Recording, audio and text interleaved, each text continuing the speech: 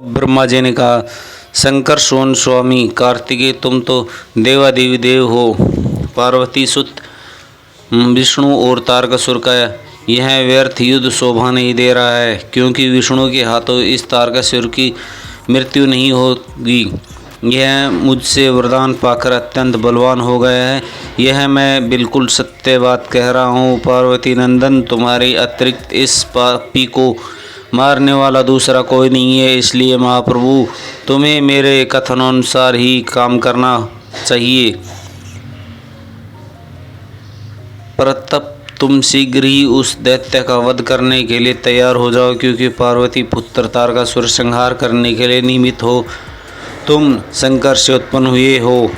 ब्रह्मा जी कहते हैं, मुने यूँ मेरे कथन सुनकर शंकर नंदन कुमार के ठठाकर हंस पड़े और प्रसन्नतापूर्वक बोले, तथास्तु, ऐसा ही होगा। तब महान ऐश्वर्यशाली शंकर सोन कुमार तारकासुर वध का निश्चय करके विमान से उतर पड़े और पैदल हो गए। जिस समय महाबली शिवपुत्र कुमार अपनी अत्यंत चमकीली शक्तियों को जो लपटों से दमकती हुई एक बड़ी उल्का सी जान पड़ती थी, हाथ में लेकर पैदल ही दौड़ रहे थे।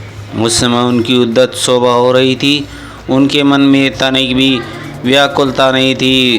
वे परम प्रचंड और अप्रमेय बलशाली थे। उन पाप मुखों को अपनी ओर आते देख तारकासुर सूरश्रेष्ठों से बोला, क्या शत्रुओं का संहार करने वाला कुमार यही है? मैं अकेला वीर इसके लिए साथ युद्ध करूंगा और मैं ही समस्त वीरों, प्रथम गणों, लोकपालों तथा श्री हरि के नायक उन देवों को भी मार डालूंगा। तदनंतर देवताओं को दुर्वचन कहकर मैं असुर तारकासुर भीषण युद्ध करने लगा।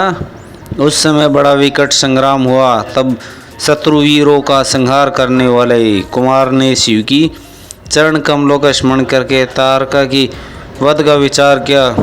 फिर तो महादेव तेजस्वी एवं महाबली कुमार रोष वेश में आकर गर्जना करने लगे और बहुत बड़ी सेना के साथ युद्ध करने के लिए डटकर खड़े हो गए।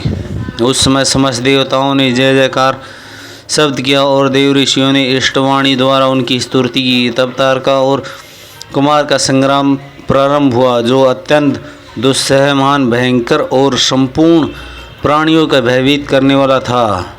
कुमार और तारका दोनों ही शक्ति युद्ध में परम प्रवीण थे, अतः अत्यंत रोष वेश में वे परस्पर एक दूसरे पर प्रहार करने लगे। वे दोनों नाना प्रकार के पैतरे बदलते हुए गर्जना कर रहे थे और अनेक प्रकार से दाव पेच एक दूसरे पर आघात कर रहे थे। उस समय देवता, गंधर्व और किन्नर सभी चुपचाप खड़े होकर वे यह दृश्य देख रहे थे। उन्हें परम विस्मय हुआ, यहाँ तक कि वायु का चलना बंद हो गया। सूर्य की प्रभा फीकी पड़ रही थी और पर्वत एवं वन कानों सहित सारी पृथ्वी काँप उठी। इसी अवसर पर हिमालय आदि पर्वत स्नेहभूत होकर कुमार की रक्षा के लिए आए। तब उन सभी पर्वतों का भयभीत देखकर शंकर एवं गिरिराज के पुत्र कुमार उन्हें सांत्वना देते हुए बोले। कुमार ने कहा, महाभाग पर्वतों, तुम लोग खेद मत करो, तुम्हें किसी प्रकार की चिंता नहीं करनी चाहिए। मैं आज तुम सब लोगों की आंखों के सामने ही इस पापी का काम तमाम कर दूंगा।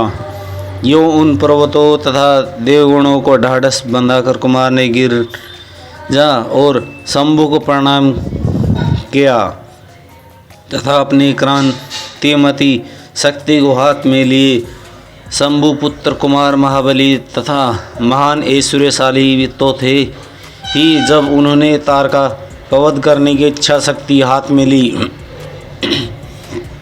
उस समय उनकी उद्दत शोभा हुई। तदंतर शंकर जी के तेज से उत्पन्न कुमार उन शक्ति से तारकासुर को, जो समस्त लोगों को कष्ट देने वाले तथा प्रहार किया, उस शक्ति के आघात से तारकासुर के सभी अंग छिन्न भिन्न हो गए और संपूर्ण असुरगणों का अधिपति वह महावीर सहसा धराशायी हो गया। मुनि सबके देखते देखते वहीं कुमार द्वारा मारे गए तारका के प्राण पखेरु उठ गए। उस उत्कृष्ट वीर तारका के महासमर में प्राण रहित होकर गिरा हुआ देखकर वीरवर कुमार ने पुनः उस पर वार नहीं किया। उस महाबली दैत्यराज तारका के मारे जाने पर देवता भूत से असुरों के मौत के घाट उतार दिया। उस महायुद्ध में कुछ असुर ने भयभीत होकर हाथ जोड़ लिए, कुछ के शरीर छिन्न भिन्न हो गए और हजारों दैत्य मृत्यु की अतिथि बन गए। कुछ शरणार्थी दैत्य अंजलि बांधकर पाही पाही रक्षा कीजिए, रक्षा कीजिए यूँ पुकारते हुए कुमार के शरणापन्न हो गए। कुछ मारे गए और कुछ मैदान छोड़कर भाग गए। सहस्त्र दैत्य जीवन की आशा से भागकर पाताल में छुप गए। उन सब की आशाएं भाग हो गई थी और मुख पर दीनता छाई हुई थी। मुनीश्वर इस प्रकार वह सारी दैत्य सेना विशिष्ट हो गई। देवताओं गणों के भय कोई भी वहाँ ठहर न सका। उस दुरात्मा तारका के मारे जाने पर सभी लोग निष्काटक हो गए और इंद्र सभी देवता आनंद मगन हो गए। योग कुमार को विजय देखकर एक साथ ही संपूर्ण देवता तथा त्रिलोक की समस्त प्राणियों के महान आनंद प्राप्त हुआ। उस समय भगवान शंकर भी कार्तिकेय की विजय समाचार पाकर प्रसन्नता से भर गए और पार्वती जी के साथ गणों से घिरे हुए वहाँ पधारे। तब जिनके हृदय में स्नेह समाता नहीं था, वे पार्वती जी परम प्रेम पूर्वक सूर्य के समान तेजस्वी अपने पुत्र कुमार को अपने गोद में लेकर लाड प्यार करने लगी। उसी अवसर पर उसने पुत्रों से घिरे हुए हिमालय ने बंधु बांधवों तथा अनुयायी के साथ आकर शंभु पार्वती और गुहता को स्तवन किया। तत्पश्चात संपूर्ण देवगण मुनि सिद्धि और चारणों ने शिवनंदन कुमार शंभु और परम प्रसन्न हुई पार्वती की स्तुति की। उस समय उपदेवों ने बहुत बड़ी पुष्प वर्षा की। सभी प्रकार के बाजे बजने लगे। विशेष रूप से जयकार और नमस्कार के शब्द बारंबार उत्सव से गूंजने लगे। उस समय वहाँ एक महान विजय उत्सव मनाया गया, जिसमें कार्तिकेय की विशेषता थी और वह स्थान गाजे बाजे के शब्द था आधिक ब्रह्म घोष से व्याप्त था। मुने संपूर्ण देवगणों ने प्रसन्नतापूर्वक गा बजाकर तथा हाथ जोड़कर भगवान जगन्नाथ की स्तुति की।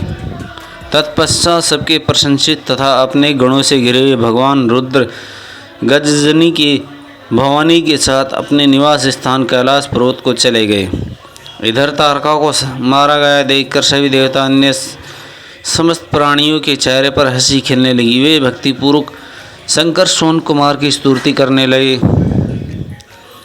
देव, तुम दानव श्रेष्ठ तारका का हरण करने वाले हो, तुम्हें नमस्कार है। हे शंकर नंदन, तुम बाणासुर के प्राणों को हरण करने वाले तथा प्रलभासुर के विनाश हो। तुम्हारे स्वरूप परम पवित्र है, तुम्हें हमारा अभिनंदन है। ब्रह्मा जी कहते हैं, मुने जब विष्णु आदि देवताओं इस प्रकार कुमार का स्तुति किया, तब उन प्रभु ने सभी देवों क्रम से नया नया वर प्रदान किया। तत्पश्चात पार्वती को स्तुति करते देख वे शंकर तन्य परम प्रसन्न हुए और उन्हें वर देने हुए बोले। स्कंद ने कहा, भूद्रो, तुम सभी पर्वत तपस्वियों द्वारा पूजनीय तथा कर्मठ और ज्ञानियों के लिए सेवनीय हो। ये जो मेरे माता है नाना पर्वत श्रेष्ठ हिमौन है, ये महाभाग आज से तपस्वियों के लिए फलदाता होंगे।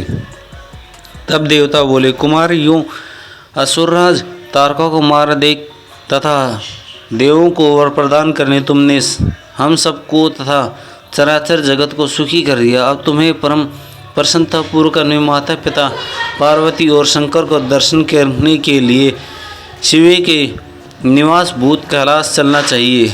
ब्रह्मा जी कहते हैं, मुनि तदंतर सब देवताओं साथ विमान पर चढ़कर कुमार स्कंद शिव जी के समीप कैलाश पहुंच गए। उस समय शिव शिवा ने बड़ा आनंद मनाया। देवताओं ने शिव जी की स्तुति की।